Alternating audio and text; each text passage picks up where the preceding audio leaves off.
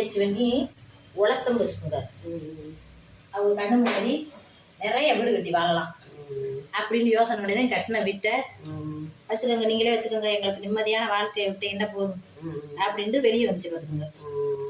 வெளியே வந்துட்டு நிம்மதியான வாழ்க்கை வரும், கடவுள் நம்மளுக்கு வழி விடணுலாம் இருக்கலை. கடவுள் வழி விடணுன்ட்டு நம்ம ஏதாவது முயற்சி பண்ணதே கடவுள் வழி விடும். என்ன நான் சொல்கிறது, அப்படியும் முயற்சி பண்ணி நாத்தனா மாமியாண்டு மறுபடியும் மாமியா இது பண்ணதுக்கப்புறம் வந்து வார்த்தா வந்து இருங்கண்டாக.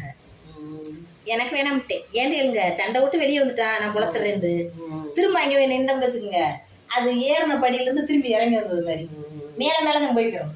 இல்லத்தே நானா சொந்தமாக வீடு கட்டிடுறேன்ட்டு உழைச்சி நின்று இன்னைக்கு வீடை கட்டி பால் காய்ச்சம்மா.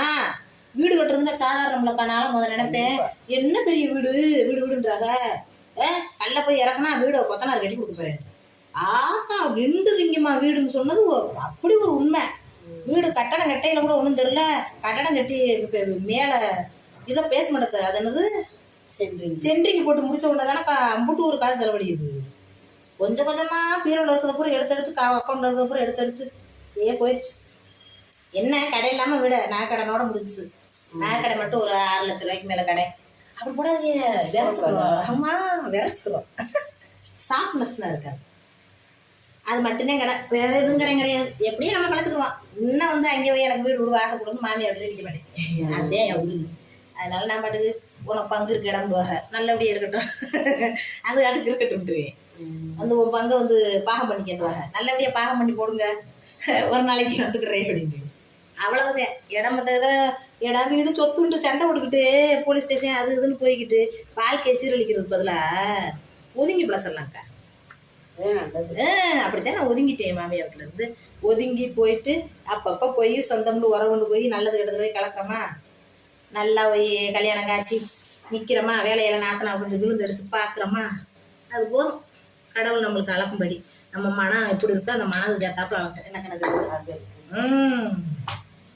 அதையே அப்படியே வீடியோவை எடுத்து போட்டு மக்களே நீங்கள் அப்படி வாங்குண்டு அதையும் போட்டு விட்டுருவோம். அது சும்மா விளையாட்டத்தையும் ஆரம்பித்தான்.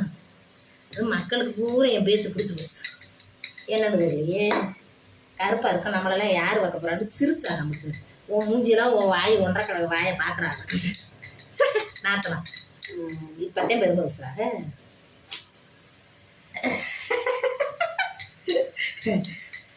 கண்ணந்திரியே பேசிட்டு கிடக்குறப்பாங்க. லைக் பண்ணுங்கப்பா, உழைச்சிக்கிட்டு அறிவுரையை சொல்லிக்கிட்டு இருக்கேன். கையில் மாமியாட்ட வேலையாட்ட இந்தாங்க.